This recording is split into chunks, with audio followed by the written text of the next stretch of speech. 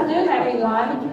Appreciate everyone coming on a fine St. Patrick's Day. I see we have a lot of green in the audience, so that's wonderful. And on stage. So I know people just came in, so if we could get settled, we do have a very full agenda for the day.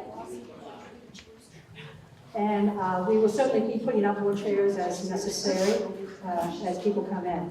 So first of all, I'm Judy Thonbrecker, and I'm the Legal Women Voter of Concord Voter Service Chair, and organized along with many of the volunteers in the Legal Women Voters the event for this evening. This afternoon.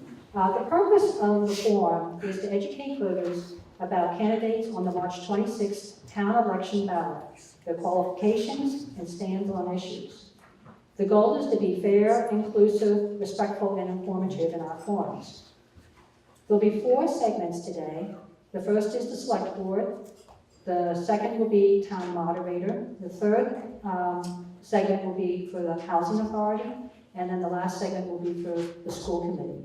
After we're concluded at 4 o'clock with the official forum, we still have the room until 4:30, and there'll be an opportunity for you to further talk with the candidates informally if you so wish before we depart the venue.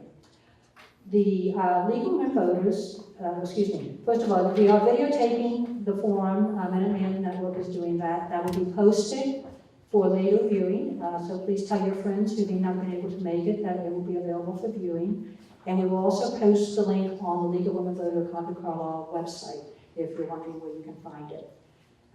Please, everyone turn off your cell phones. I will do that too, so I'm not the egregious one. And so that we don't have that noise. And finally, the Legal Women Voters is a nonpartisan organization. Political organization that encourages informed active participation of citizens in government. The League does not support or oppose candidates or political parties. And with that, I'd like to turn the forum over to our moderator for the day, Margaret Copey, the Legal Women Voters of Lexington, where she is the president of that local group. Margaret. Thank you, Judy. And thanks to all of you for coming out today and to the candidates for coming out today. It's my pleasure to be here and to hear what they have to say. I want to just go over what the rules are for the candidates. They will each have a 1-minute opening statement. Oh, before that, we do have timekeepers sitting down here in the front row, and they have paddles to show to the people, so if you're curious where we are. It's 1-minute opening statement, 2-minute closing statement, 2-minute to answer questions. If rebuttals are needed, that will sort of be my call. I hope they won't be, but you never know. There are follow-up questions. I may ask them. I sometimes ask that if it's not clear what the question is, not what the answer is to the question. The questions were prepared ahead of time by the Legal Women Voters of Concord and Carlisle. They were submitted in writing. They've been screened for legibility, appropriateness, and duplication, because sometimes the questions get asked more than once. And all candidates on the March 26th town election were invited and are participating. And we're going to start now with the candidates for the 2 seats on the select board. And they are already seated in front of you. They are Terry Ackerman, Susan Bates, and Tom McCabe.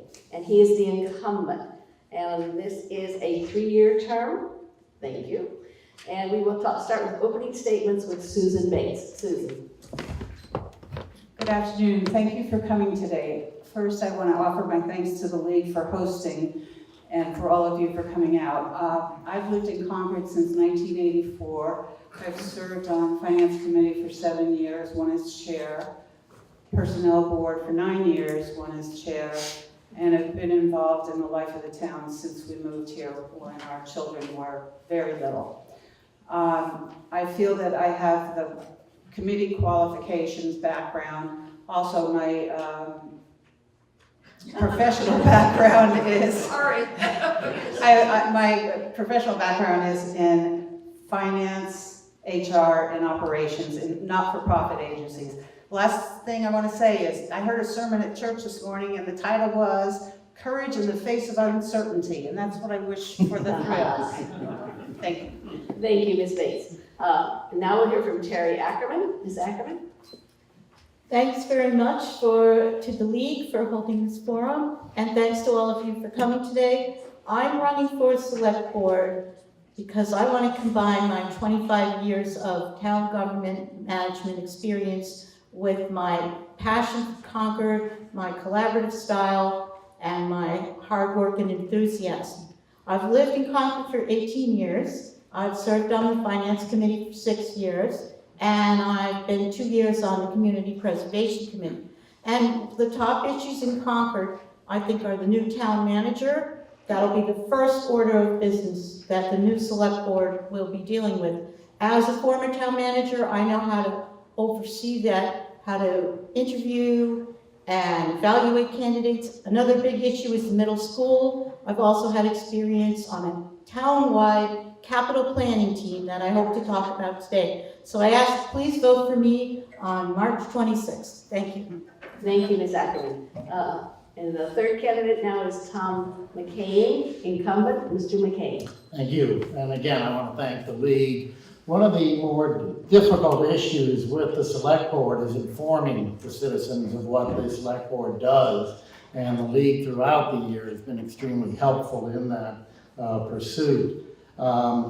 We do have a wonderful website for the town, which is received an award from the Mass Municipal Association for the best website of a town between 15,000 and 50. But I still find that it's extremely difficult to have our citizens well informed as to what's going on and what the issues are.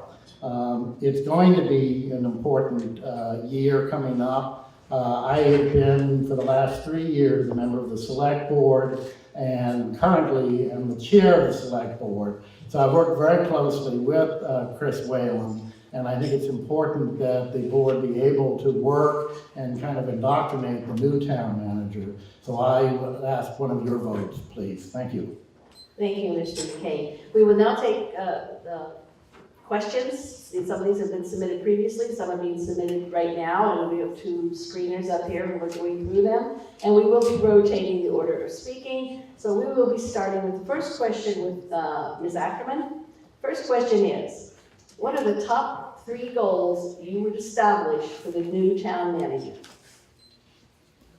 Okay, thank you very much for that question. I think hiring the new town manager is one of the most important functions of the select board. And right out of the gate, right after the election and town meeting, that's what the new board will be doing. And again, as a former town manager, I know how to interview and evaluate the candidates. My top priority is going to be looking for a strong collaborator. We have a good role model with Dr. Lori Hunter, who is very collaborative.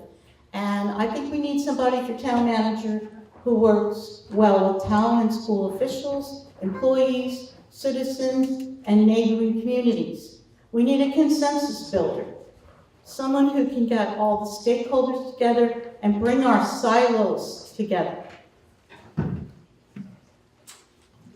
High energy is very important, and a strong work ethic, strategic and innovative management. All of these are very important.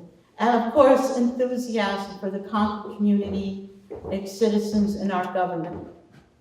We need, of course, an effective communicator, someone who's an excellent listener. I think my top priority is a collaborator, someone who can build consensus with all the different stakeholders. Thank you, Ms. Ackerman. Mr. McCain. My 3, I guess, I think Concord is a unique community, and the new town manager is going to be, we don't have an in-house applicant. So it's going to be somebody from the outside. Hopefully will take some time, listen to people, and really try to get to know the town.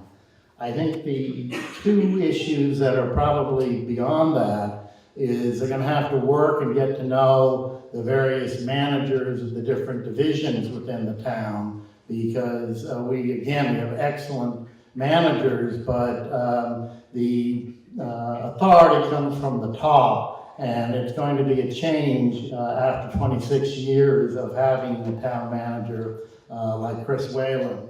The last is somebody's got to be in control of the finances and understand the various competing interests.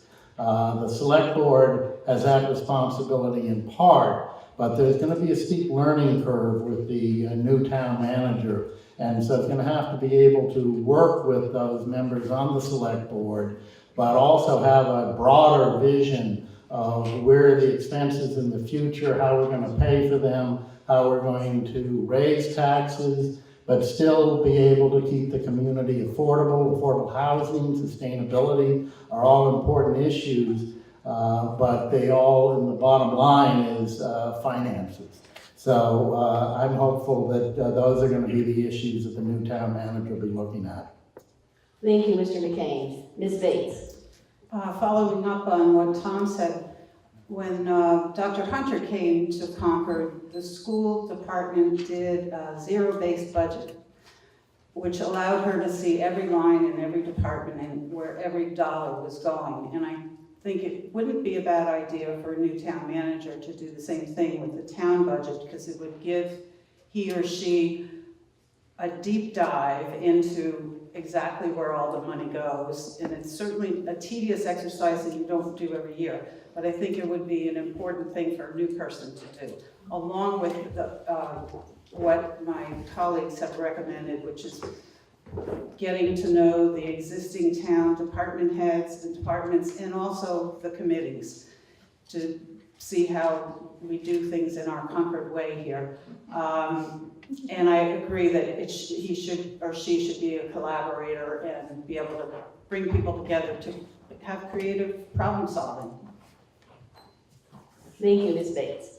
Now, the next question, which we'll start with Mr. McCain, is please discuss the select board's role in the problem of the town's dog owners versus its landowners.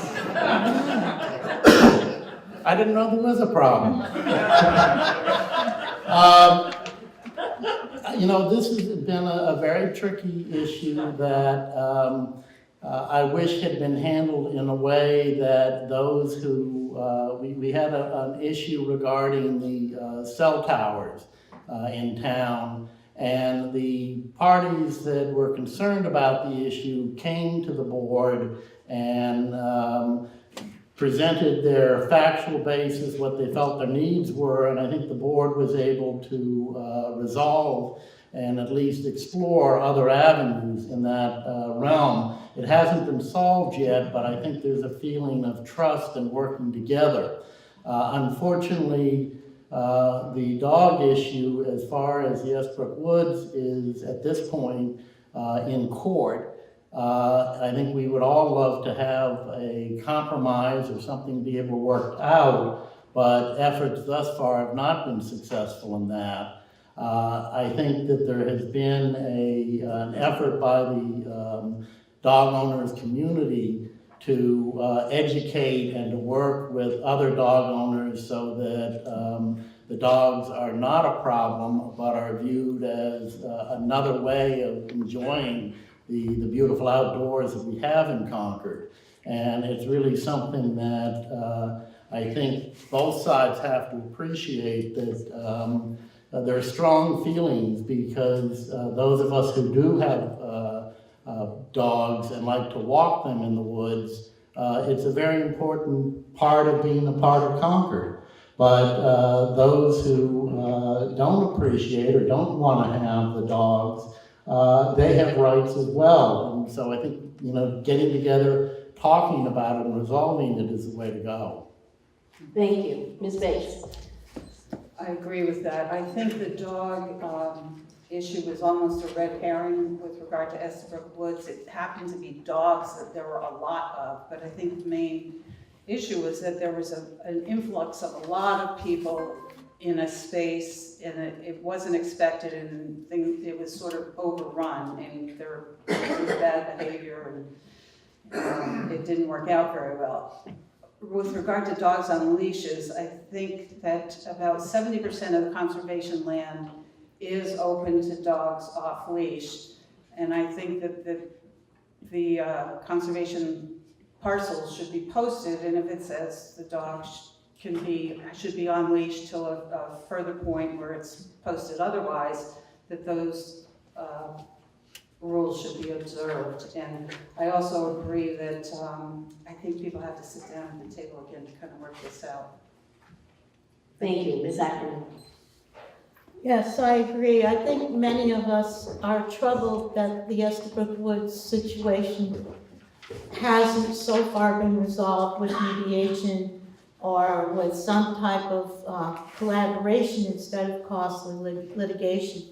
Also, the Estabrook Woods Access Study Committee made some really good recommendations in 2016, and we haven't put those into effect yet. So I think the select board and the new town manager should take a new look at that and see if we can implement some of those recommendations. You know, sometimes mediation and collaboration means thinking outside the box. I hope to bring a new set of eyes, a set of fresh eyes and ears to the table. And I'll promise you that if I'm elected, I'm going to approach this issue and all issues with an open mind and take my own look thoroughly and carefully at all the material before making any decision. And also, civility is a really big tradition in Concord. We need to nurture that civility. This is something that's special in our town character. We can't take it for granted. So let's try to take a new look and strive for collaboration and consensus building. Thank you, Ms. Ackerman. The next question will start with Ms. Bates. And nice lead-in from you, by the way, Mr. McCain. What do you see as the issues for the construction of a new cell tower? And what is the solution? Wow. Well, I think we're on our way to a solution. I understand that an RFP was issued, and the current thinking is that there would be a cell tower on Kais Road and another one at the fire and police station. I was at the HDC hearing a couple months ago when Verizon came to the HDC about the placement of a tower on Kais Road. And by the end of this discussion, the HDC was relatively receptive to it and said, come back with a plan and how high a tower do you need?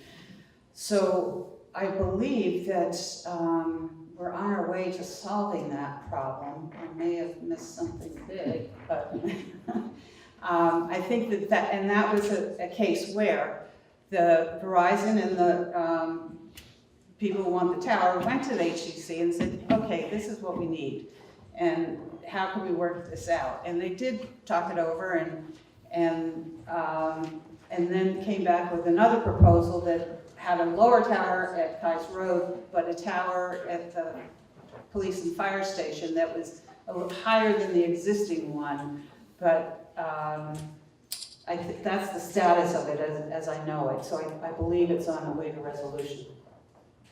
Thank you. Ms. Ackerman? Yes, I think that's correct. I think the process is going along pretty well so far with the HDC. And also, I think there's another warrant article that the planning board is sponsoring, if I'm not mistaken, over near the Middlesex School. And so last year that article came up as a petition article. It hadn't completely been vetted, so now it's back and it looks like it might pass this year. So I think there's a more collaborative process going on and we might come up with some good solutions. Thank you. Mr. McCain? As I said, I think this was an issue that really exemplified how problems in Concord should be worked out. The initial cell tower was going to be in the Umbrella, which was near a number of families who were concerned about possible radiation emission and the health of their families.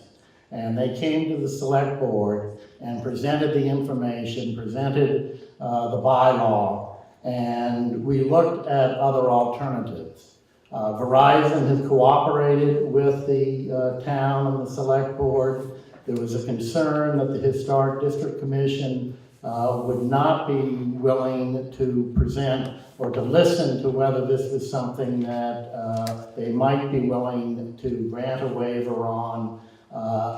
We talked to them and they were willing to make a determination, or at least to listen to the issue.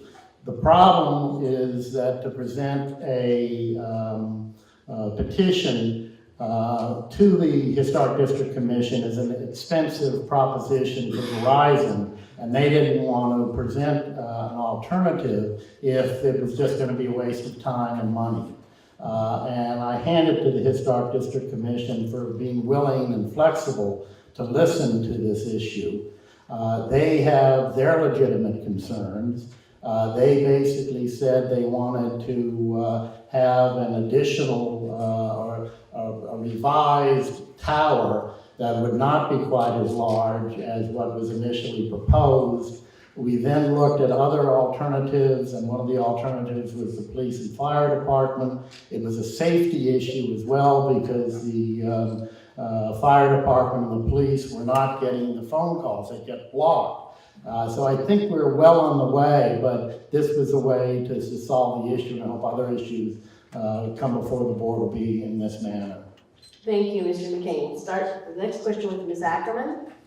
Do the candidates for select board believe the select board should retract its resolution calling for the federal government to pass a Green New Deal? I want to make sure I heard that right. Can you repeat that question, please? Of course.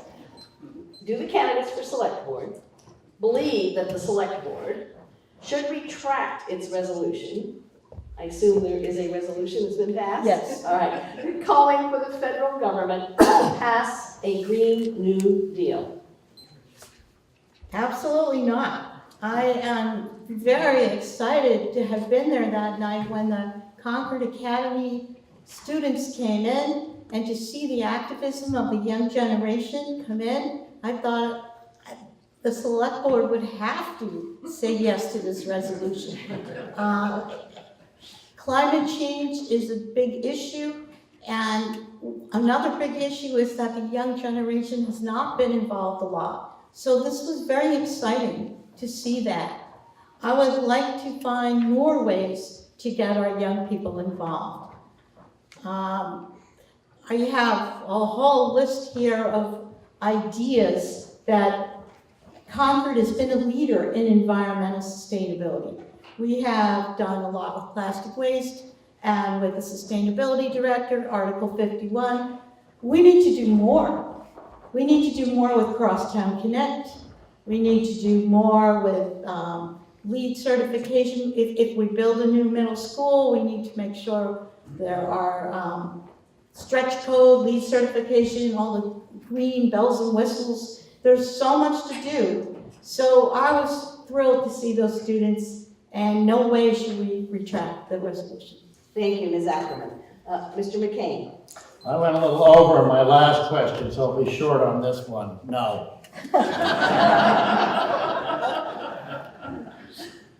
That's it? That's it. Ms. Bates. I applaud the environmental aspects of the new Green Deal, and I suspect that perhaps the source of the question has to do with some of the other items in the bill. It's fairly broad, and it includes a lot of things, not specifically environmental, but I do applaud the environmental part of it and think we should continue to support that. And I agree with Terry that we've been on the forefront of so many environmental initiatives and will continue, hopefully, to be. Thank you. Thank you, Ms. Bates. We now go to the next question, which will start with Mr. McCain. How aggressive should town employees be in promoting and guiding commercial activity? And I would add that to that development. I would like to see more commercial development, but I think it has got to be done in a manner that preserves what Concord has now. I'm not sure in the aggressiveness. I think that we should make it as less red tape and as easy to be able to open new businesses. I'm particularly interested in trying to promote. There's been a new tax on Airbnb, and I think that that's an opportunity for us to generate revenue while also having citizens benefit. There's a fairly complicated process that is required for that, and I would expect that that's something that the town could have a point person, make sure the forms are available, they can get filled out, and it can be kind of a clear path as to what's required. Because I know that any type of starting a business, time is important. Cafe Nero, I think, went through a very long, laborious process, and I think the town could make more effort to encourage commercial development. Thank you. Ms. Bates? I agree. I think that we could do more to help our business community by perhaps streamlining the process and maybe having a person in the town government, an ombudsman, who would help guide potential business owners through the process of what it takes to go through all the permitting to establish a business in Concord. It bothers me to see those empty storefronts on Main Street and in West Concord and in the Junction. So, and I'm sure it's a very expensive proposition for them to do. So to the extent that we can, maintain our rules and regulations and have everything be safe and up to code and all that, but be able to help guide potential business owners through that process so that they can expedite it. Thank you. Ms. Ackerman? As many of you know, on the citizen surveys, the two highest priority items are excellent schools and town character. This is consistent year after year.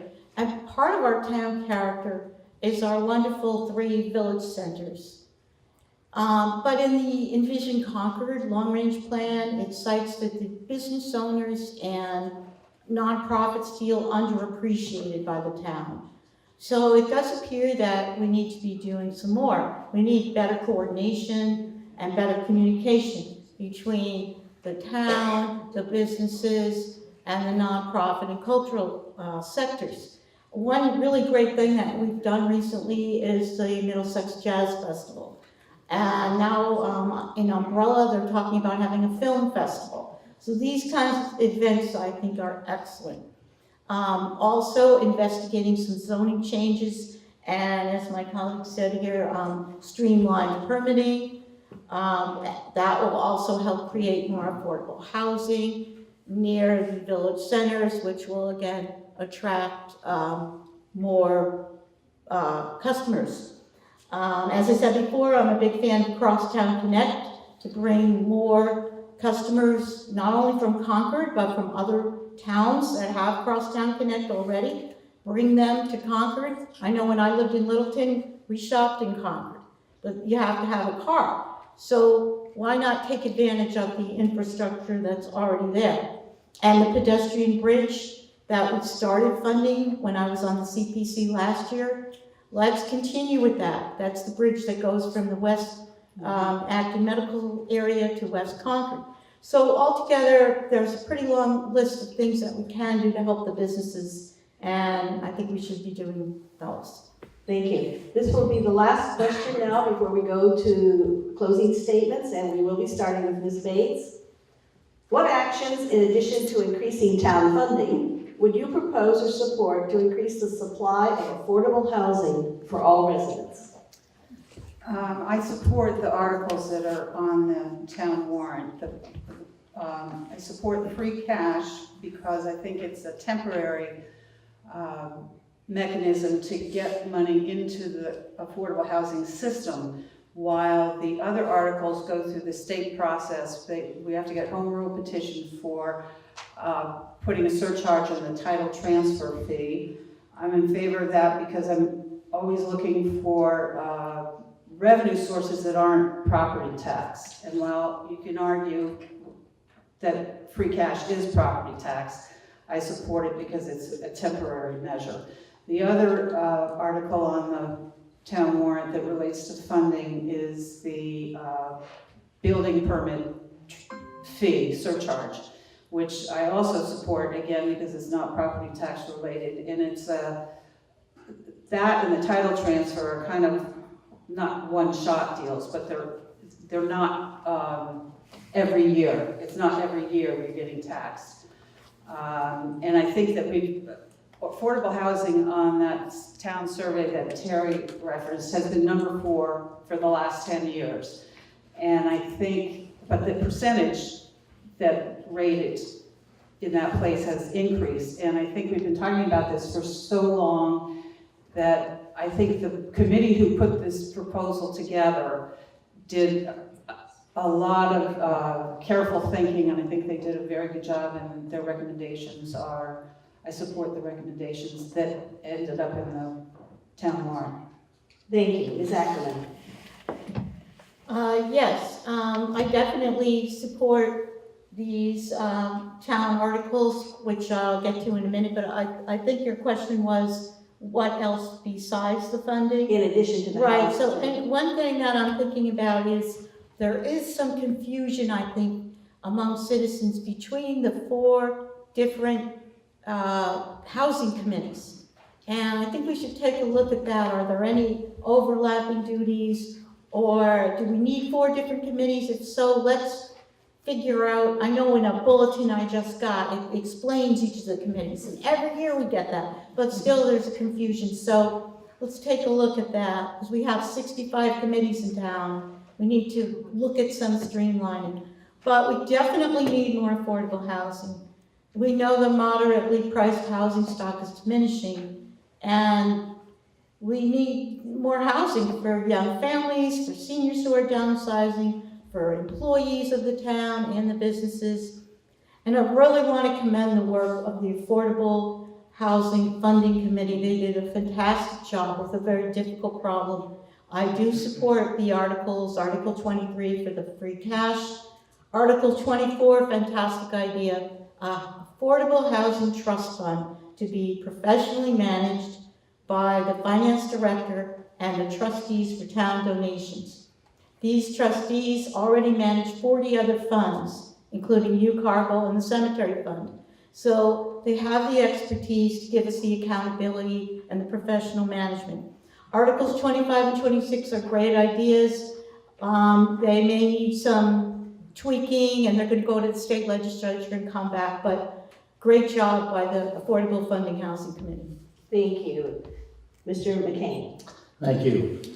Affordable housing is, I think, probably one of the most difficult issues that the town faces, because we want to ensure that in trying to create funds for affordable housing, we don't increase taxes on people and make the people who are currently living in Concord unaffordable for them. So there's a balance that we have to create. I'm somewhat concerned. I've heard a lot of the discussions at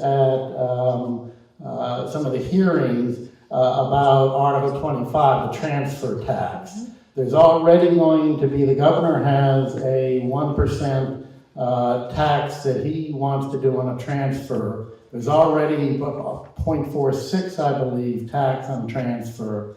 The governor's tax would go for climate change. So we have to kind of balancing between 2 goods. If the town adds another 1% fee, then you've got a 2.5%, in essence, tax upon sale. And if you, there was one figure given at the hearing that something like 60% of the people who sell their house in Concord sell to downsize. And so if they then were to purchase another house in Concord, they're paying 2.5% on that. And so I don't want to create a situation where we are sort of punishing people who were trying to downsize in the town. So I'm a little more skeptical about that. I do think something like the Airbnb tax or other funds, I think we could, in good times, up the amount out of free cash, but we have to remember that we may also be facing a substantial cost for a new middle school. Thank you.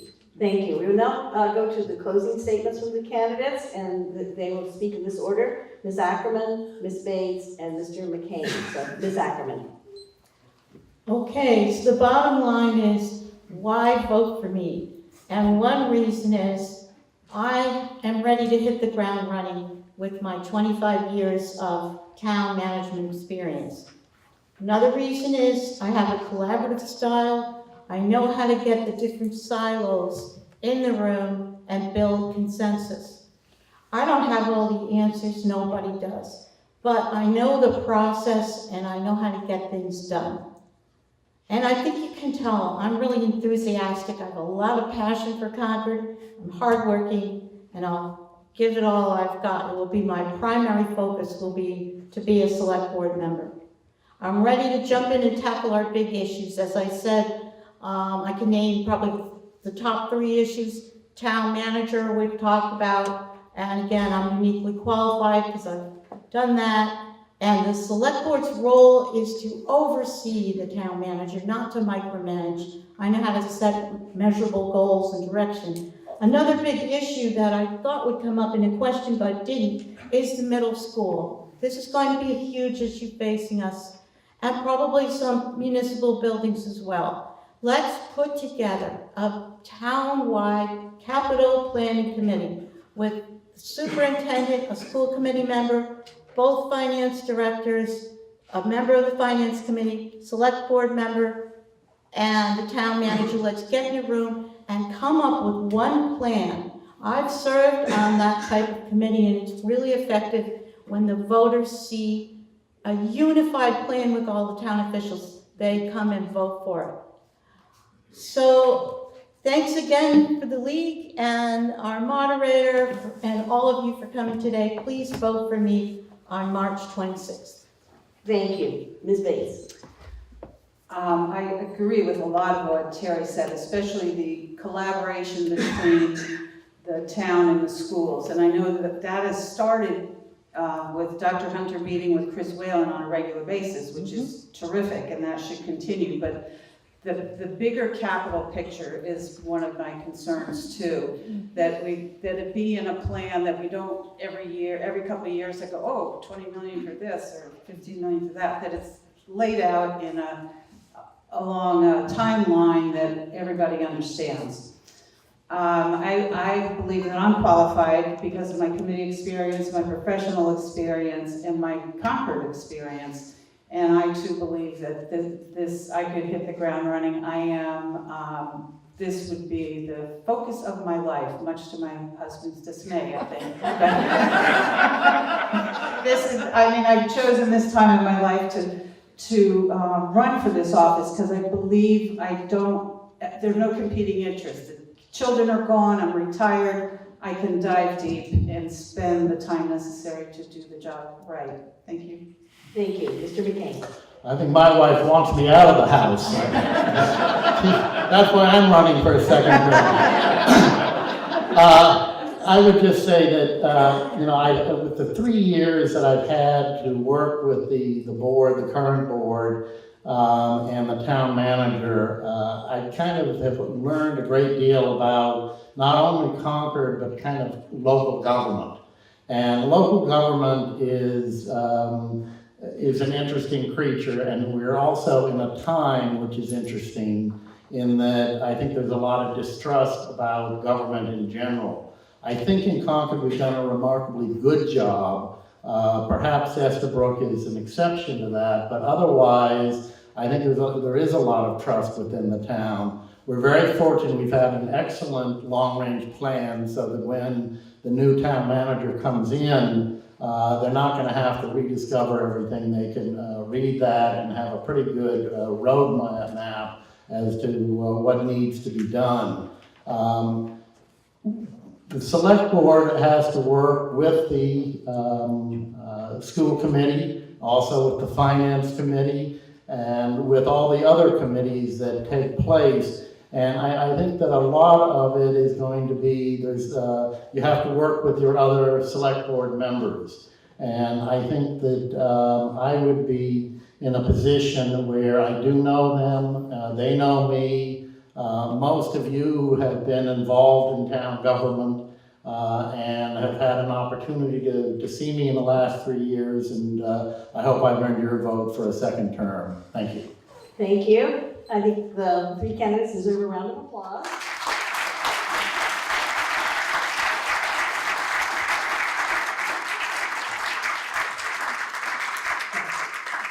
Now leave. You may now. Thank you very much. Thank you. Thank you. We will now hear from the candidate for town moderator. Thank you. Can we have everyone's attention now?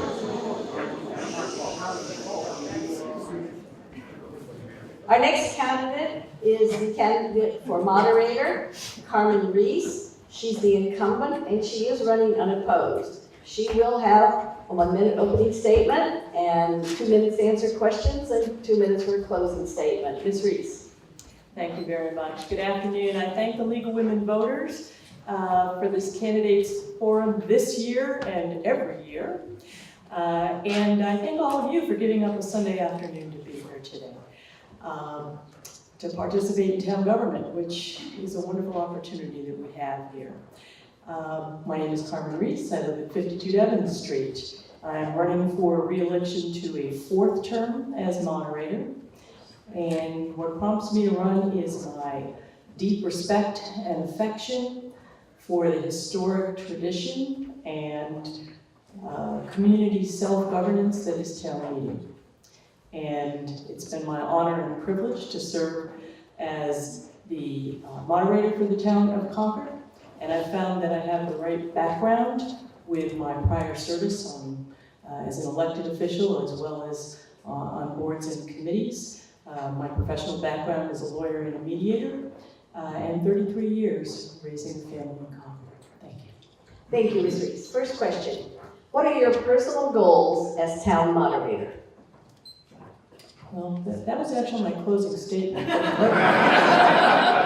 guess I'll be a little quicker. You want to go to the next question? No, it's quite all right. So my goals as a town moderator, first of all, to stay informed on town issues. I really make it my business to know what's going on and to get around. I intend to be a resource both to other town officials and to citizens at large on all things associated with town meeting. It is my plan to conduct town meeting with professionalism, respecting our traditions and setting a tone of civility and mutual respect. That's not hard here. We have it and we've done well for a long time, and it's a wonderful breath of fresh air compared with what's going on elsewhere in our world. It's my plan to balance full and fair discussion of issues with efficient and sensible time management, to look for ways to improve town meeting and increase attendance. It'd be great to have more people participating in our tradition. And to make appointments to the Finance Committee that reflect a balance of profiles and backgrounds and viewpoints so that we get a true cross-section of Concord citizens on that Finance Committee, as well as the experience and the skill sets that are necessary to enable that committee to give us at town meeting good advice on all things financial that come before the meeting. So those are my goals. Thank you. Next question. What are the challenges from last year's town meeting that you sought to address this year, and how are you doing that? Challenges from last year.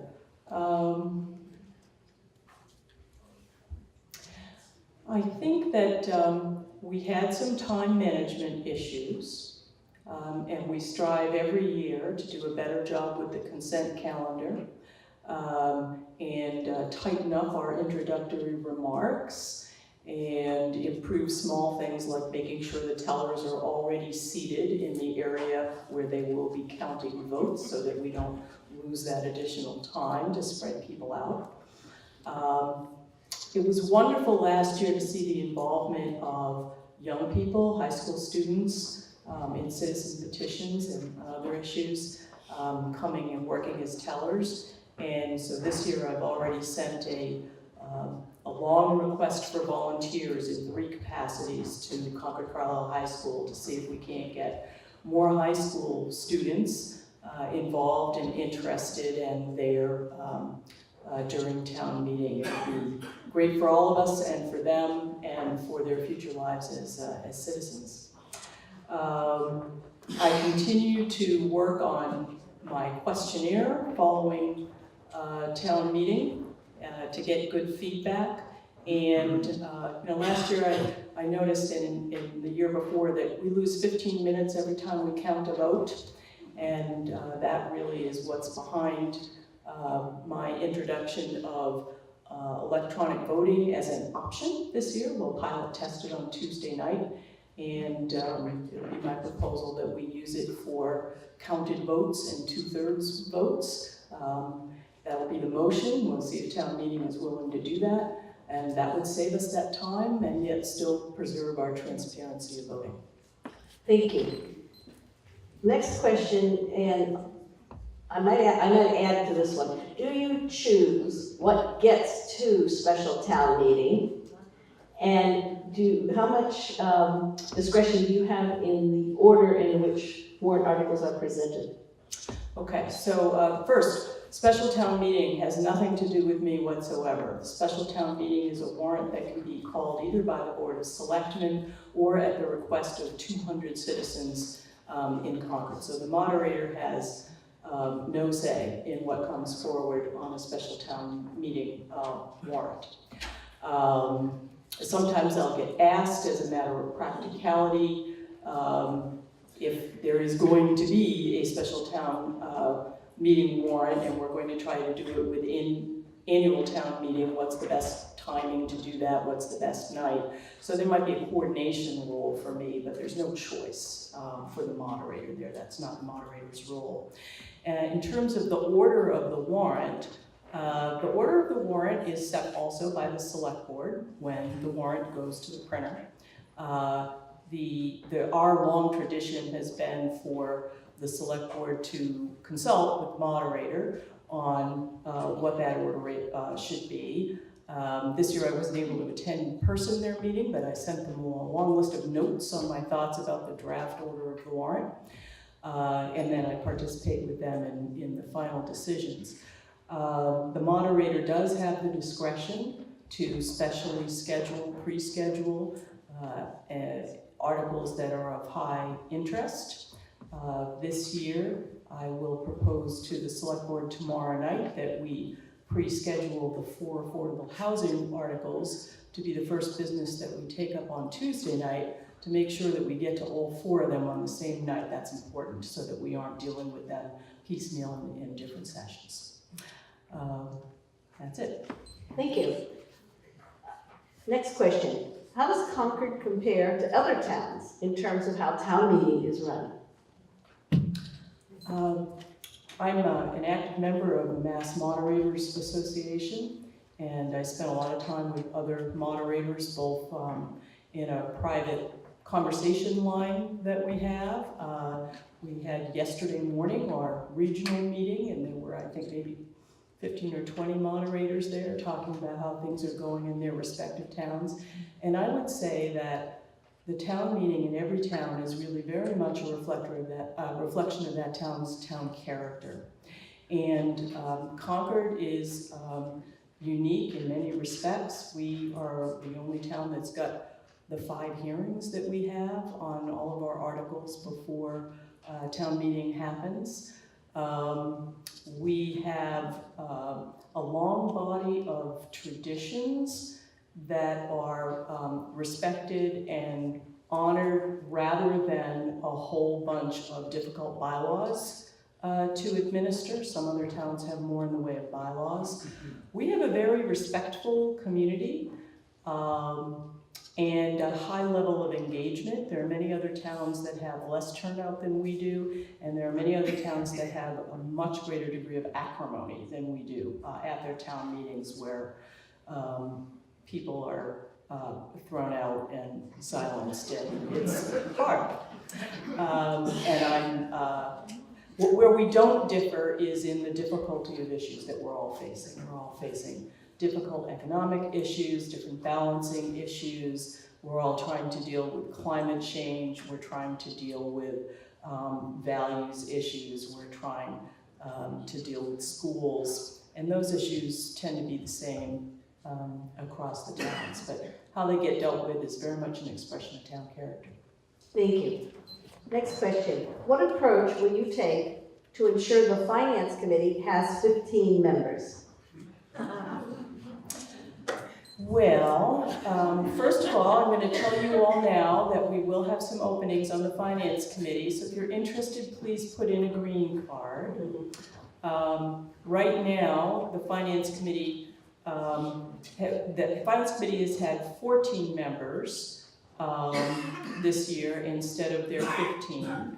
And I did just make another appointment, that person, yes, the Finance Committee chair is looking at me quizzically, but yes, yes, just made another appointment. You'll be seeing him soon.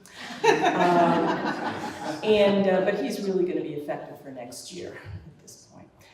So there will be appointments for next year, and I do a lot of active recruiting because we don't have as many green cards as we need for the openings that we have on the Finance Committee. And if I looked only at the green cards that are voluntarily submitted by people, we might not get the same diversity that we're looking for of viewpoint and background, and we try to have people in every precinct in town on the Finance Committee represented. I've made a special effort to try and find some younger people who are willing to serve on the Finance Committee. It's hard because it's such a, it's a demanding committee. The people on the Finance Committee work a lot of hours on a lot of issues. And they're not the easiest issues. They require a lot of study, and not everyone is prepared for that kind of a volunteer commitment for their town. So try harder, in short, is my answer. Thank you. This will be the last question before we go to your closing statement. What role, if any, should the town moderator take in strengthening town-school fiscal coordination, and why?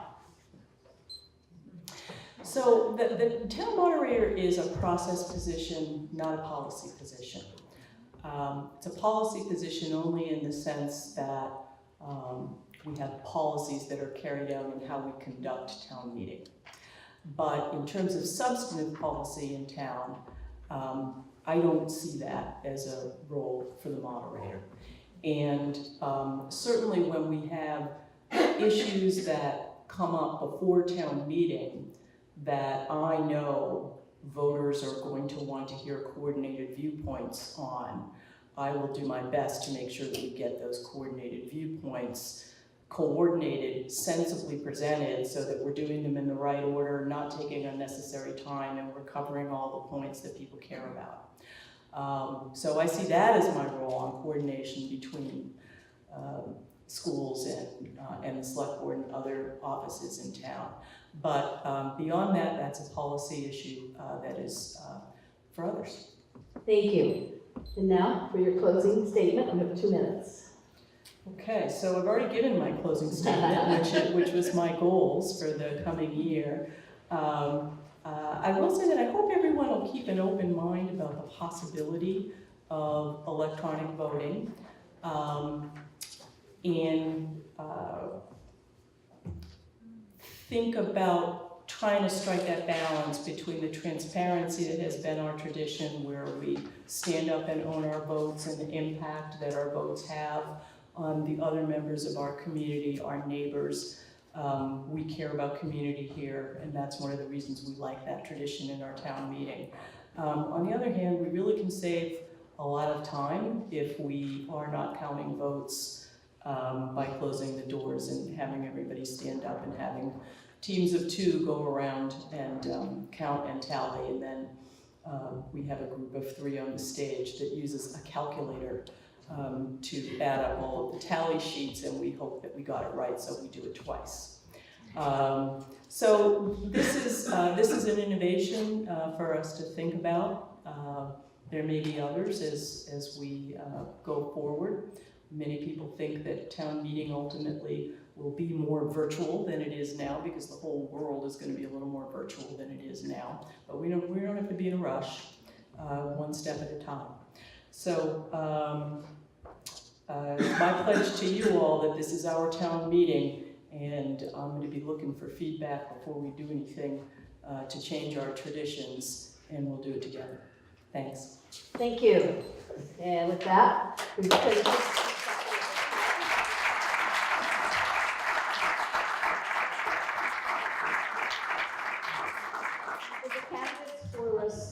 Housing Authority, I believe that, yeah, Housing Authority, go forward now.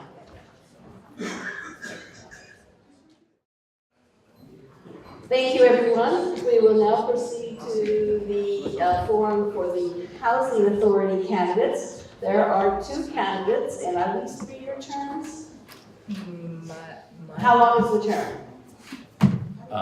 I'm 5 years and Fatima is 3 years. Ah, okay. Thank you for clearing that up. They are both incumbents, Mr. Edward Larner and Ms. Fatima Nezdad. So we will start with the 1-minute opening statement. Again, 2 minutes for answers to questions, and then 2-minute closing statements, and we'll rotate back between the 2 of them. So we will start with Mr. Larner for an opening statement. I don't understand how I get to stand up here and lecture everybody about the coming up election, but I decided to run again for the second term on the housing board because I think the board has been working well. We are pretty much in agreement nowadays with the other housing groups in town, the Housing Foundation and the Housing, Commercial Development Fund. And the select candidates mentioned that there's a confusion about why we have so many different groups. But the point is, we at the Housing Authority run and maintain as property managers the town housing. The foundation is more of the conscience of the town, as well as housing, and the Commercial Development Committee, organization is the financial development for additional housing. So just make, I think we're doing a good job. So that's why I decided to continue. Thank you, Mr. Larner. Ms. Nezdad. Thank you for having me here. I want to start by explaining why my position is a three-year term because I was appointed to it. It became vacant. I was appointed to it midterm, and I decided to stay on. And there are 3 years remaining in the term. So I'll tell you a little bit about myself. So I was appointed to this position. I am a tenant of Concord Housing. I lived in Concord for 3.5 years now. So the director of Concord Housing contacted me a few months ago with her intention to nominate me and recommend me for the position, which I have accepted. I was very honored and happy that I have joined and worked with Ed and the other board members. Thank you. Before we go to the first question, I want to remind everyone that we do have a question committee up here. If you want to ask a question about either the Housing Authority or the upcoming school board, you can write them on the white cards that are scattered around on the chairs, or you can get one from up here. Just a reminder. With that, then we'll start with the questions, and we'll start with you, Ms. Nezdad. What are your personal goals on the Housing Authority? My personal goals are to help integrate the resident community into the larger Concord community. As a tenant, I see things that from a different perspective, I see needs and contributions that we can make as residents. Unfortunately, sometimes we are withdrawn for several reasons, and I would like to encourage our whole community to be part of the fabric of the entire community, and that there are contributions that we can make. Thank you. Mr. Lerner. When I first came onto the board, I had a chance to talk to John Boardman's business meeting, and I was really new to housing. I had tried to join the Trails, Steve, a group for the Trails, and it was something I could do. And but then the housing board had a vacancy. Nobody was nominated at caucuses, and so Anita suggested in the paper that someone could stand up with a write-in campaign. So I got on the board with 82 votes. So I felt I really didn't have much of a mandate, but I wanted to be a consensus builder on it. I know that it was important that boards be able to work together, and after being on for a little while, we had a watershed moment when the Junction Village warrant item came out, and then the foundation's warrant item about a fee for building permits of larger units came out. So I really was upset that we didn't actually come up with either a position on either of those two things. So we started having open meetings with the foundation and with the first development people, and we're now doing that twice a year. And so I feel that goal has I've gotten the consensus of going. And the other thing that is important is we need more moderate and low-income housing in the town. Thank you. So the next question, we will start with Mr. Lerner, and this one has 3 parts, so I'll be glad to repeat it. The first part of it is, which constituency or constituencies do you represent? And they said, for example, the tenants, the town, or 2 thoughts. Who do you report to? I'm sorry? Who do you report to? Okay. And briefly describe your duties. Well, my consistency, and I see several of them here today, is I am a tenant at the Housing Authority, and the state in 2014 passed a reform bill that requires that housing authorities have at least 1 board member who is a tenant. So we have 2 now, so we're double on that. So I feel that's my constituency. But the other side is I was elected, even though it was just 82 votes. And I feel that I have a certain amount of responsibility to the town and what the town needs, and that's been kind of my learning curve. And I, feel that we are making good progress, but housing is really a hot button issue. When Tom Benjamin's committee put the proposals to the select board a couple of months ago, I noticed that was the day that Boston was rejected by the Amazon people for a huge influx of jobs here, and it was because of housing. So I think housing really is an important issue. So I think we just need to educate and also take action, and I'm a great supporter of the warrant items that are going forward. Who do I report to? I report to the citizens of Concord. So my duty is to be open and honest and hear both sides. Thank you. Ms. Nisbet? Yes, so I do represent the tenants of the Concord housing, but I also consider myself a resident of Concord. So I will also represent the town of Concord. We do report to the people who elect us, the town that elects us. Our duties, we debate policy, we pass policy, we vote on issues, and we approve the budget of the Concord Housing Authority, things of that nature. Yes. Thank you. That was easier than I thought. The next question, we'll start with Ms. Mesded, and it is, I understand that the Junction Village Agreement has a provision to rename the facility to Christopher Heights. Why change it? I am gonna have to say that I do not have the answer to the question. I do not have enough information on that matter. I'm gonna second that. Okay, Chris, Christopher Heights. Like, you know, Boston Heights or something, Christopher Heights. oh, okay, that's not a person then. No, it's the first name Christopher and the second word is Heights, like heights. Okay, well, maybe it's for St. Christopher, and I'm certainly in support, yeah.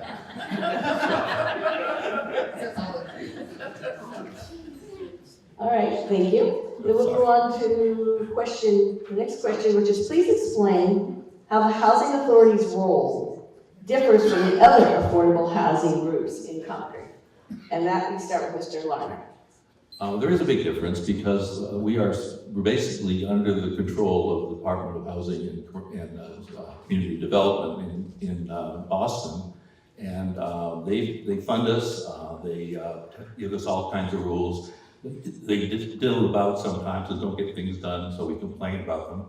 But we are fairly independent of the town manager's office.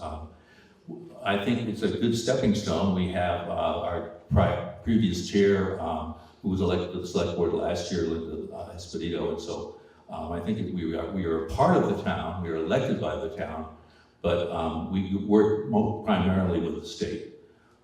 We do have another prime duty that we're coming up this year is to hire the executive director of the Housing Authority. And that's very involved because they're the person that really runs the Housing Authority. We're just a board, and we're not really allowed to get involved in day-to-day problems, although as a tenant I tend to hear about problems, and I do my best to get them directed to the administration. So the other side is that we do work with the town, and I talked to Chris recently and said we really would hope that there'll be more interaction between the town and the Housing Authority. Thank you. Thank you, Ms. Mesded. Yes, so part of our roles is to hire the executive director, oversee the executive director throughout the term. We also manage the properties that Concord Housing owns. We look for ways to increase the inventory of the affordable housing that's available in town. Thank you. The next question here, we kind of addressed it somewhat in talking about hiring a new manager, a new executive director. What do you call the person? Executive director. Thank you. What are the big issues in affordable housing in Concord, Ms. Mesdad? So what I will be looking for in the new executive director is someone who will find ways to reach out to the resident community because right now there isn't a lot of involvement, and I would like for us to look into the reasons for that lack of involvement and find ways to engage our community. I know it's not always easy to find the time to be involved, but it is very important. And I'm hoping we can find a person that has the skill to engage the resident community. Also, a person who has the skill to be very efficient with the budget that we have and use it as best as possible that serves all the tenants and the town as well, the town. Thank you. Mr. Larner. The way we work right now is generally 1 or 2 houses come available. The Giroux land is an example for this year. I mean, that's the 5th housing warrant is actually on the overall warrant. And so over time, we have quite a few scattered houses.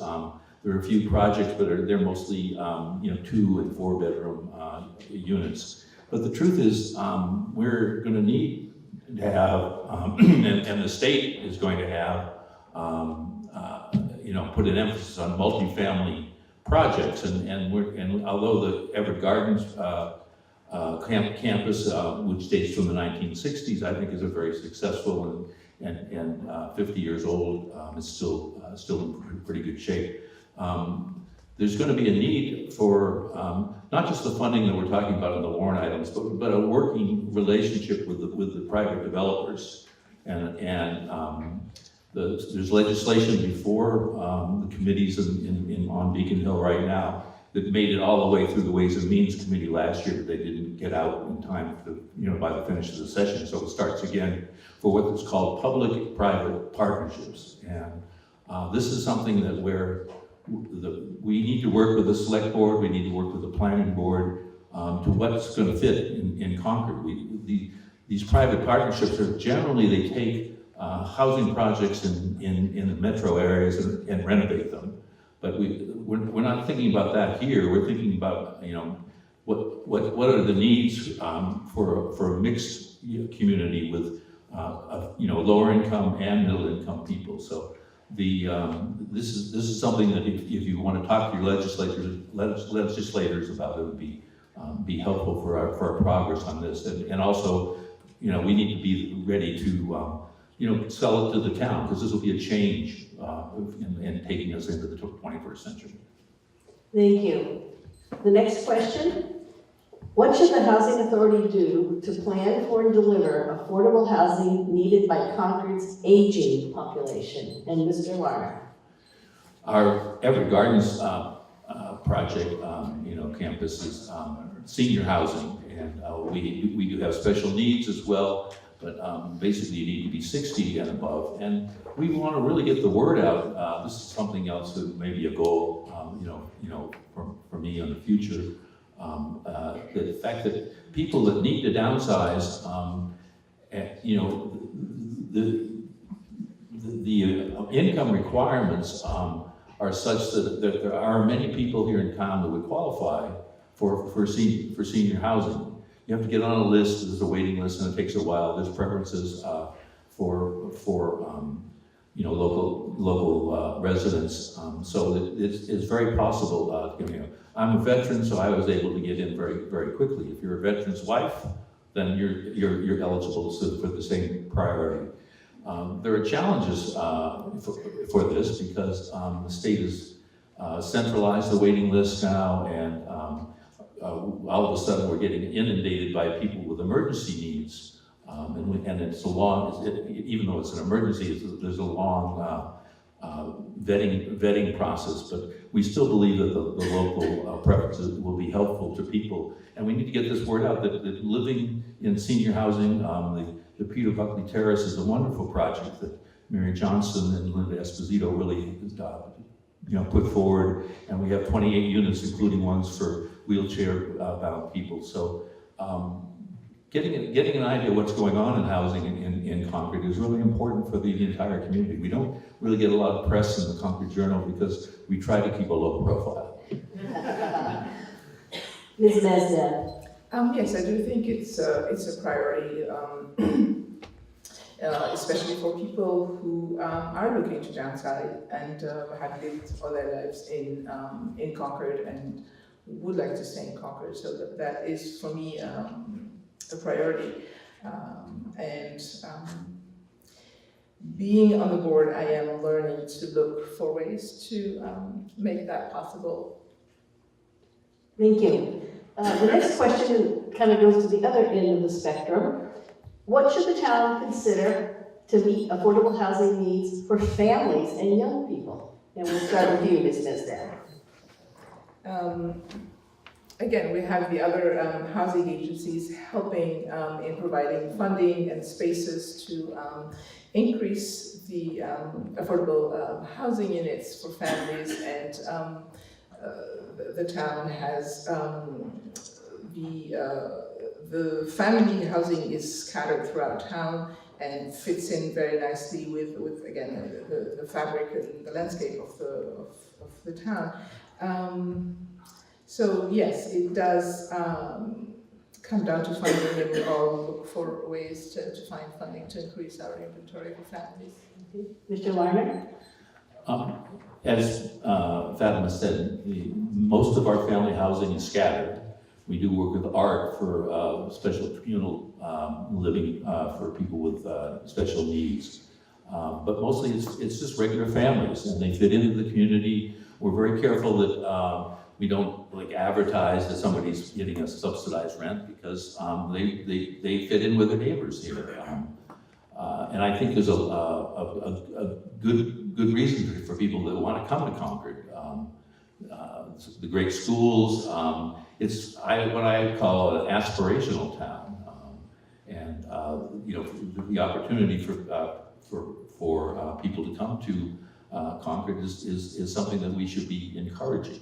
I know we're getting into politics a little bit here, but before all this problem about immigration happened, I saw this picture of this child crossing, it wasn't the Bosphorus, but over to the island of Lesbos. That he was being carried by a lifeguard, and he was just terrified. And it really got to me that we are a country of immigrants, and we need to have this is what refreshes our country. This brings the lifeblood of aspiration to our community. So. There are problems with family housing in Concord because of the transportation system here. So we have to be careful that it's close to public, near the depots, and I'm glad to see the select board working, for this, more transportation between West Concord and Concord. But I think that the challenges are something that the reason we have a community board to oversee it is because we're willing to make, we want to make the decisions that'll provide family housing for people in need. Thank you. This will be the last question before we go to closing statements. And this one, we'll start with Mr. Larner. What role, if any, should the Housing Authority take to ensure affordable housing uses are considered for all town land acquisitions or gifts? That's rather technical. I'm not going to pass on that. But we have, the Giroux land is a good example of what really works in this town. It's kind of the old-fashioned way that things have always worked in Concord. The Giroux family wanted to make an affordable housing option on this, I think it's 17 acres of land over by Warner's Pond. And they took less money from the, as payment for the land, and they get their name on the park. But the point is this was an opportunity that we really had to look into. The chairman of our board, Rick Eifler, is an architect, and he actually made a drawing of what the new house is going to look like if we get it through feasibility study. That hopefully the planning board will have it done in order to us to vote on the warrant item that's coming up on the Giroux property. So there's many steps, and we get involved in those. It's more, as I say, feasibility studies, funding. We haven't really been going out there and looking for property that would be, able to be put in our affordable housing stock. But it's a need that we need to follow up on. Thank you. Ms. Nesbitt? Yes, so it is important to, again, I keep going back to increasing the inventory of affordable housing. Some criteria to take into consideration when we are considering either building new homes or acquiring existing homes is the whether it is going to be available to maintain that property, because we, as a Concord Housing does the snow removal and other things to maintain the property, and it needs to be comparable to the other properties.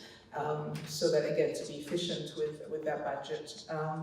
And also because this is housing low-income families, low to moderate income families, it is also helpful to have access to schools. They may not have access to transportation, so we're very fortunate to have many of our family housing very proximate to schools.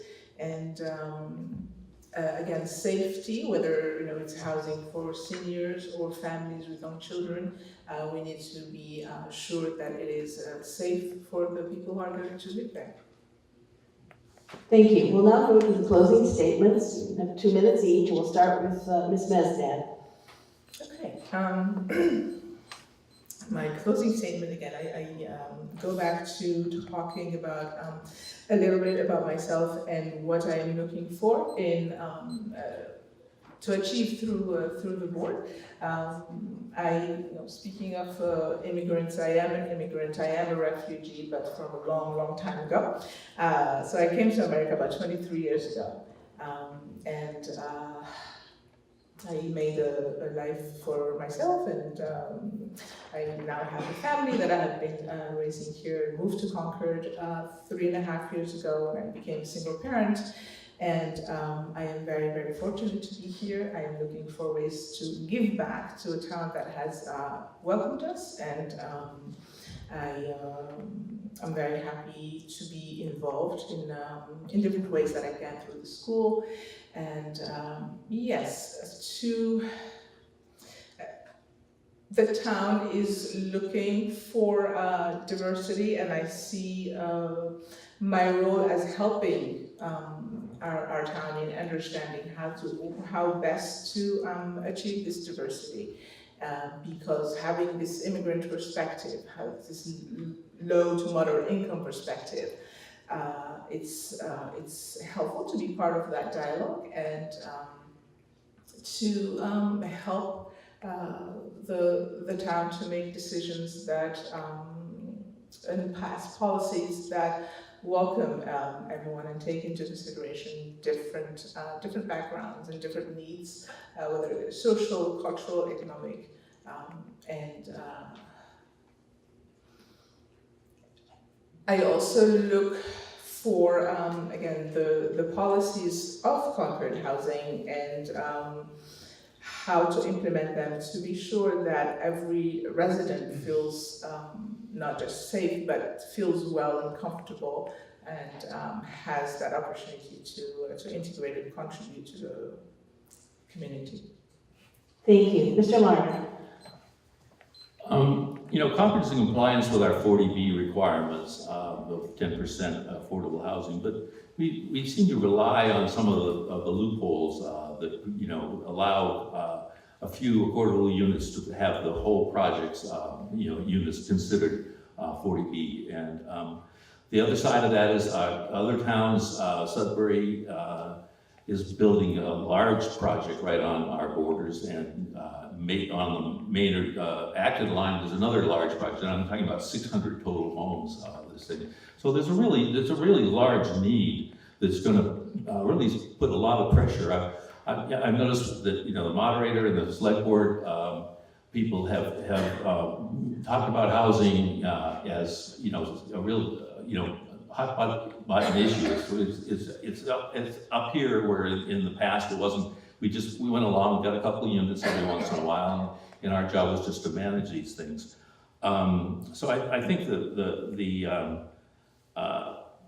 where there's demand, you create supply, and the house and the select board, the planning board are going to be presented with these developments. As I mentioned, these private-public partnerships could be a way for Concord to take a leadership role, because we're not in the urban area. We're not going to put up an urban project with all the social issues that would go along with that. So I did have a joke that I was going to say, because it is St. Patrick's Day, and Tom McCann is here with a nice green tie, and I heard a story about another Tom McCann in Ireland, And he was not quite as competent as Tom, because one day he was playing poker with 6 of his Irish friends, and he played his hand so poorly he just had a heart attack and died.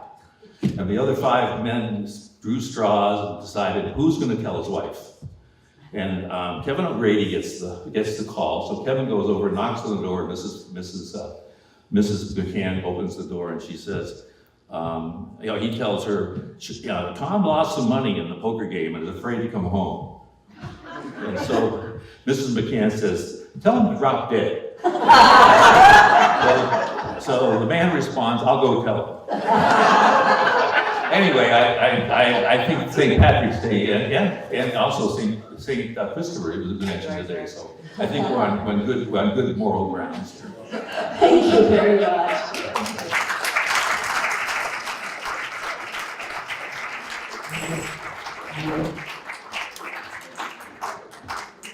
Would the candidates for school committee come forward, please?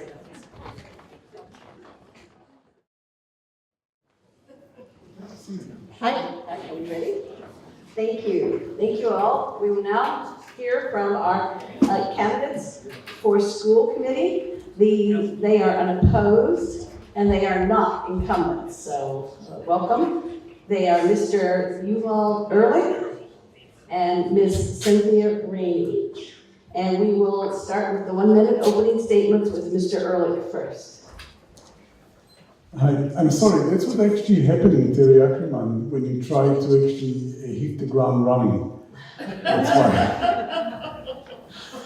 I'm not an incumbent and I wasn't here. Many of the candidates for committees here have been in Concord for 35 and more years, and everybody knows them, so I'll take these few minutes, just a few seconds, just to tell you who I am. My wife and I moved to Concord with our twin boys 6 years ago. We've lived before in California and before in Chicago. And we are originally Israelis. We moved to the States in '96. I was a corporate litigating attorney for many, many years, turned CEO of a company that conducted businesses all over the world. I retired years ago, and since then I dedicate my time to volunteering, mainly in education and conservation. Thank you. Ms. Rainey. I want to thank the League of Women Voters and the moderator for having us here today. I moved to Concord 20 years ago. My sons went through Willard, Peabody Middle School, and the Concord Carlisle High School. I'm in my 6th year in the Board of Assessors. I've been on the board of the League of Women Voters since 2013, and I want to leave time for questions. Thank you. Can I take you 15 seconds?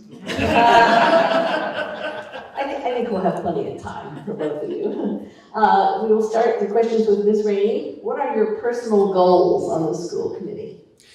So I heard that question before. One of my big personal goals is to collaborate. So try to move with the school committee and the superintendent, some things I'm interested in. First of all, building a new middle school is certainly something that we need to pursue as soon as possible. How we do that is still, I think, a big question for many citizens. So we need to still have a discussion about that. Improve collaboration between schools and town departments. I hope we can find some efficiencies and save some more money in our budget. CPS and CCRs need capital building and maintenance. We have 4 new schools, and I think we need to do a better job of maintaining them to make them last longer. Look at current state and national mandates and see how they impact our schools, both educationally and financially. How can we balance a unique curriculum versus mandated curriculum?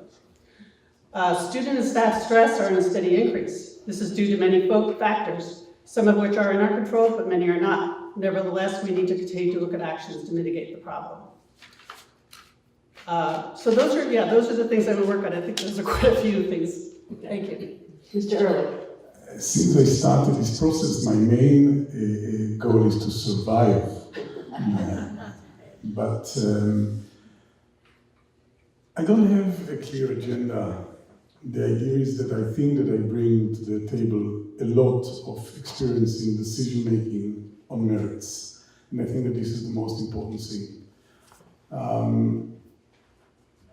The one thing, since I got to Concord, I was on the school advisory council of the middle school. Now I'm when my kids were in middle school, now I'm school advisory council in high school. I actually brought Challenge Success. I'm the one that introduced Challenge Success to the district. And my main concern, really, there are all finances, there are the finances around building a middle school. It's all highly important thing, but for me, the main concern, really, and the only agenda, clear agenda that I have, is the question of reducing stress. But when Cynthia here says stress, you have to understand that we're speaking about high percentage, not only Massachusetts, but in our schools, of kids that are saying that they are thinking about hurting themselves, others that attempted suicide, and others that succeeded. For me, this is the main thing that we should actually, there are many other things, but for me, this is the only clear agenda that I have. Thank you. We'll have the next question. We'll start with you, Mr. Ehrlich, and this is to explain your position on a new middle school and address whether there should be an entirely new building or a renovation. And I think, for clarity, people need to understand that that's not entirely within the school committee's hands. It's something that comes from, if you want the state funding from the MSBA, they tell you. No. So the answer, first of all, I'm shocked. I didn't expect this question. So, you know, I grew up in a low middle class family. My father used to tell me when I was a kid, I'm not rich enough to afford cheap things. And I think that this is precisely the question with our middle school. I think there's very little doubt, or there's absolutely no doubt, that Concord needs a new middle school. The question is whether we need it now or later. And I'm convinced that we need it now or even before. And every moment we will wait will cost this community. So there's no question we need a complete solution, a good solution, and I think it will be at the end the cheaper way of doing it, the better way for the community, for all sides of the community, including those that are thinking in this community. There's those that think about the education, others that think about the finances, others that see the whole picture. I think that this will be the right solution for those that see the whole picture. It will be the cheaper way of doing it, and I think that at this moment the state finances is no longer, or clearly no longer an option, or very remote one as such. Thank you, Ms. Rainey. So if we decide as a community to move forward without MSBA funding, the project will be managed by the town manager and the select board. I think it's, though, important that the school committee has a lot of input and the superintendent. As far as renovating or new, just looking at the current configuration, we would have to swing all our students at Sanborn to a space during renovation, which to me would be quite difficult and expensive. So I think for many reasons, the new middle school is the way we should go. Thank you. Now, this is sort of a follow-up to this, and we'll start with you, Ms. Rainey. Would you approve attributes of the new building that would not be funded by the school building authority, such as a regulation gym? Right. So currently, the community is trying to decide whether we move forward without the MSBA. So that's a bit of an academic question. I'll just say, if we were moving ahead with the MSBA, I still think we need to look at some of our spaces. A bigger auditorium, or have an auditorium, and a bigger community gym is something we should look at seriously. Mr. Ehrlich. As I said, it's a long discussion, but I actually am convinced that moving without MSBA is the right way of doing it, and I think it will be the cheaper way of doing it. We have much more flexibility, we are less under time constraint, we can actually do it our way. There was a meeting, both of us were invited to the business partnership, and I've asked business people that were there, if you as a business owner would be told by the state that they give you some kind of subsidy, but they will tell you how to run your business, how many of you will actually take the subsidy? There are not too many hands out there, and it's the same. I think that it's inconceivable to think that Concord will have a middle school without an auditorium, a community that believes in art and in creativity, nor it's possible not to have a decent gym. So I think that we have to pull it, our community has to pull them together, and we should do the best in doing the right solution in the best possible budgetary constraints. Thank you. And the next question, we'll start with you, Mr. Ehrlich. Concord spends more per pupil than most other Massachusetts towns. Many residents believe the public is funding a private school education for every student. Would you comment on this, and do you see this as sustainable in the future, this level of spending?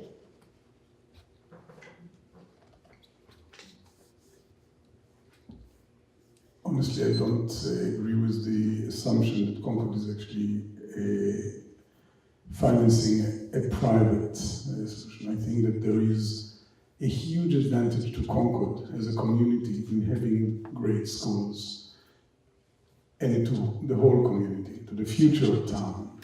It actually what brings here, what keeps it as a community, what brings here new blood and the right group of people together.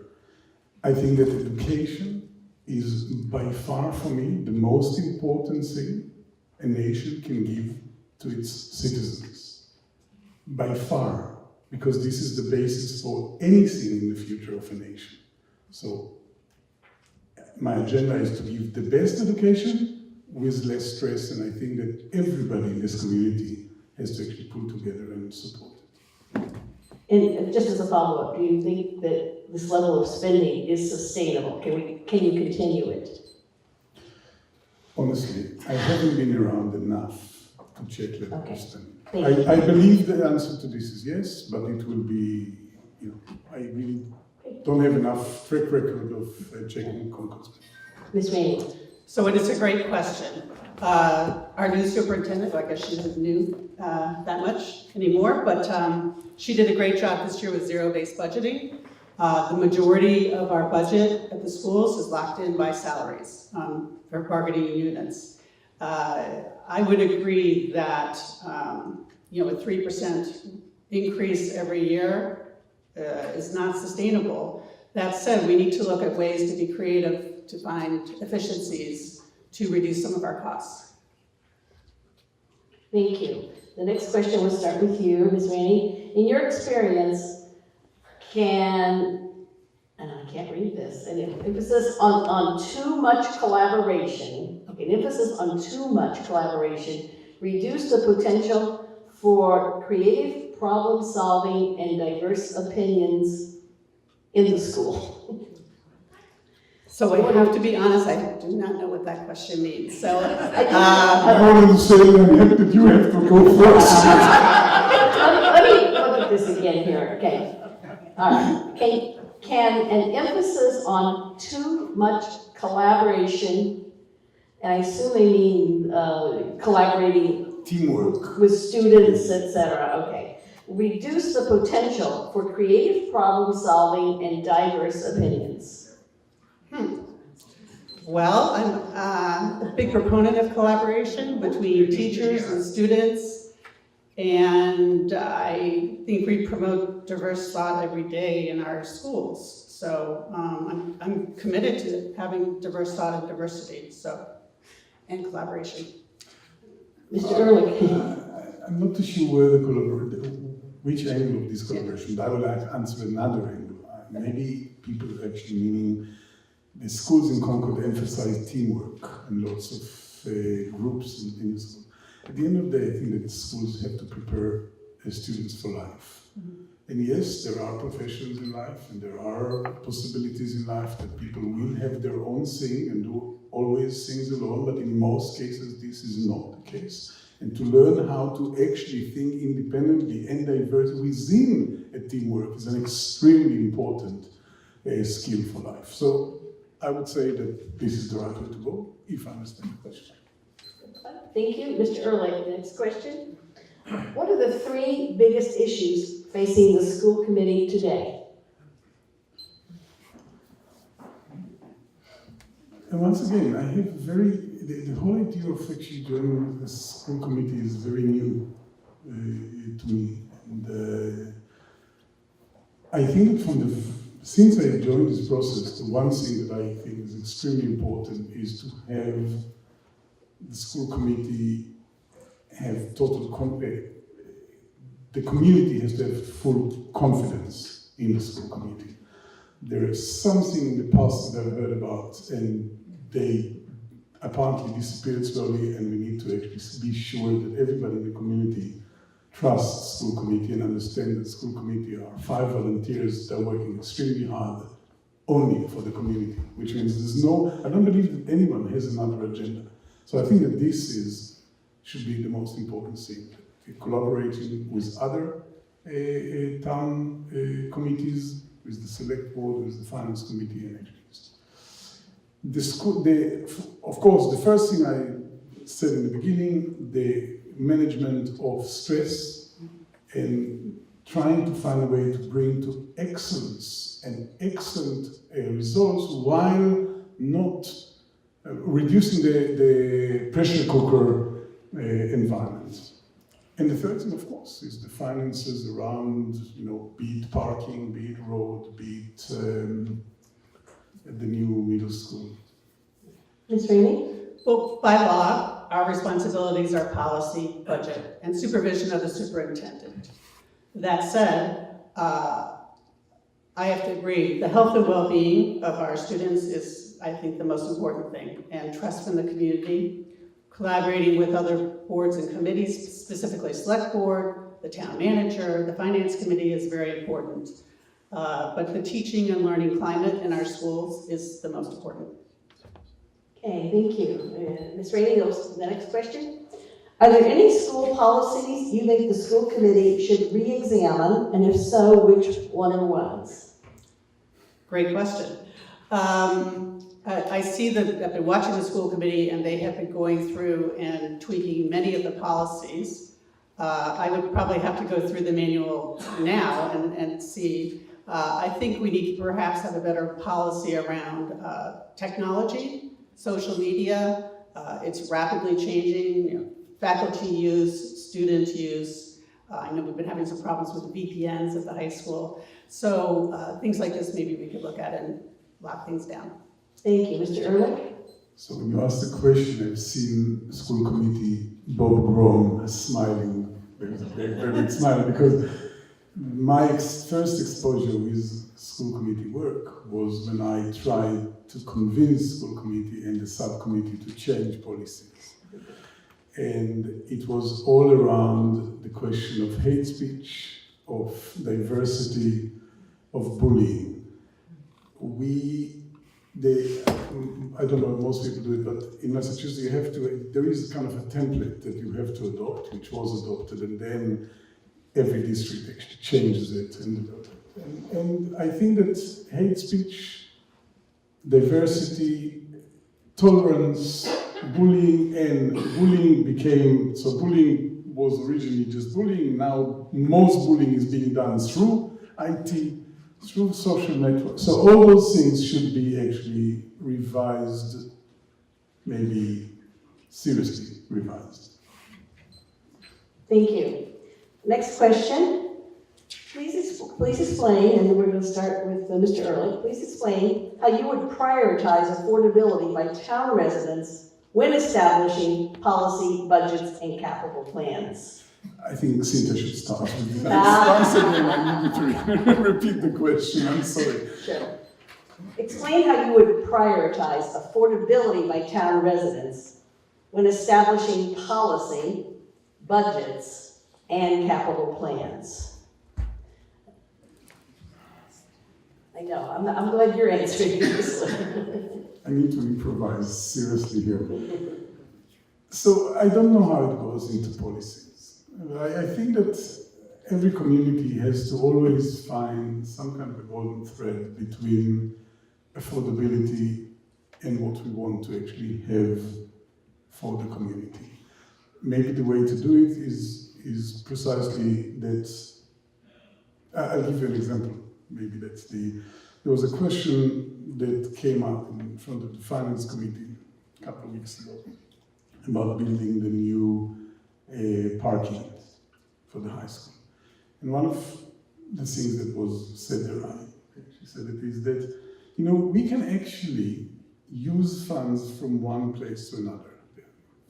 In this case, let's take more money for the parking for those the policy that drive large 8-cylinder cars than others that drive green electric cars. So we can actually use policy and affordability in order to try and maneuver solutions to where we as a community want to go with it. And of course, it's an educational process as well. Thank you. Ms. Rainey? So I think affordability obviously drives our policy and budget decision-making. And I'm hoping that we can find some ways to find efficiencies with working with the town government and maybe some of our services, and also perhaps looking at, I think was referring to use of revolving funds to fund some of our initiatives. Thank you. This question just came in from the audience. We have students on individual education plans, IEPs. They often feel stigmatized by being pulled out of class for the support that's called for in their IEP. What are your ideas about addressing this issue, the issue of being stigmatized? Ms. Rainey? So I personally have lived with this. So I disagree with the premise. And I feel that through good educators, with good administrators, that the child who's on an IEP who gets pulled out of the classroom understands that this is really benefiting him and his learning needs. So I don't think, it's a bad practice. Thank you. Mr. Early? I think IEPs are excellent, and I think that the more we can actually keep special education within the community, the better we all are. It goes back to the question of diversity and tolerance, and it's coming from both sides, which means what we have to do is actually just to explain to the person who gets the IEP that it's an end to his peers. There's no stigma. We're not all the same, we'll never be the same, but it all boils down again to the same question of it can be IEP, it can be color, it can be English learners, it can be language, it can be culture. At the end of the day, it's all about diversity, and diversity goes not only to immigration and race, it goes to everything. So if we actually create tolerance, educate tolerance, and it's of course goes, so the question was only about IEP, but of course I think that we are fortunate enough to have a very good medical program, and once again, we have to actually embrace it and try and incorporate it even more than it is now. And it's the same, there is stigma there as well. Thank you. The next question now, we start with Mr. Ehrlich. What approach will you take to ensure prudent fiscal decisions are made in the design and construction of a new middle school? I'm going back to what I said in the beginning. I think that this is one of the more important things that I bring to the table.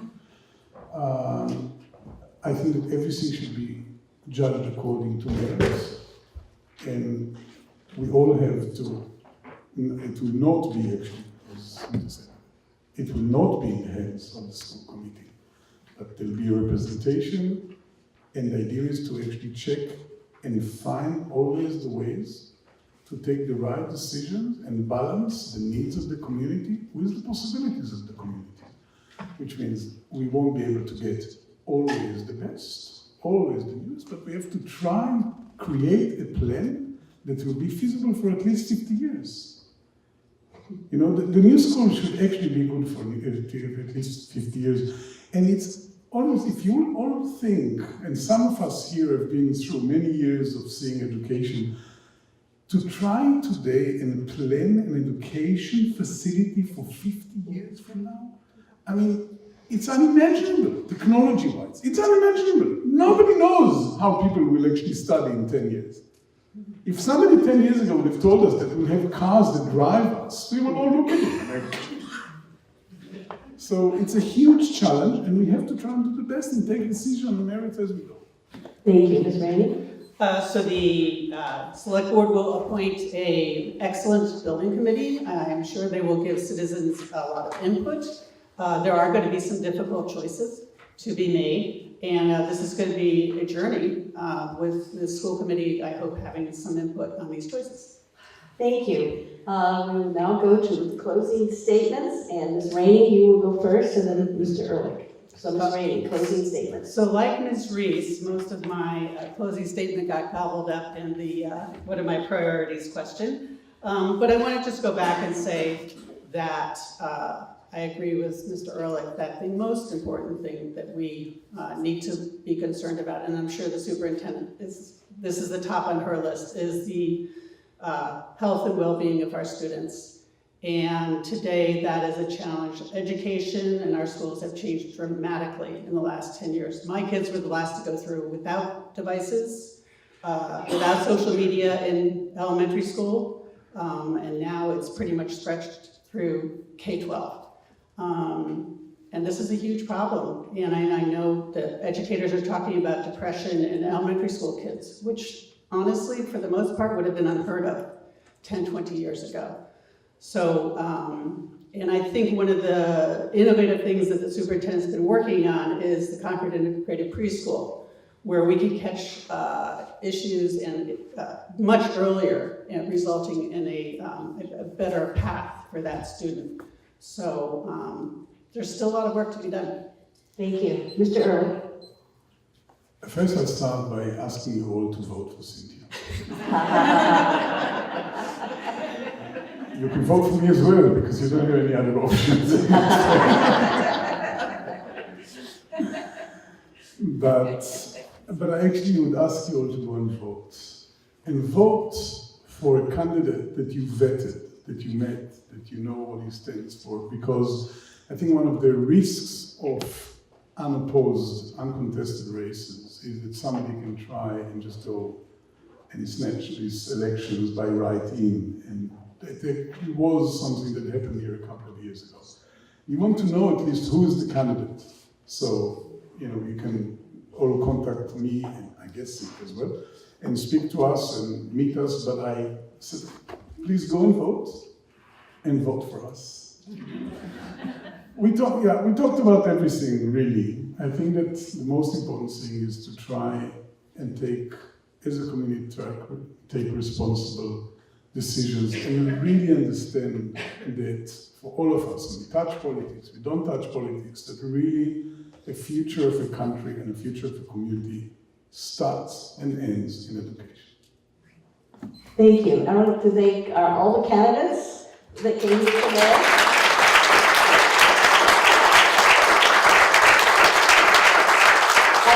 I want to thank them for running for office, because I know that that's a big step to take, and I applaud you. Thank all of the audience members who spent this lovely afternoon here. I want to remind you that the election is on Tuesday, March 26th. Polls are open from 7 a.m. to 8 p.m.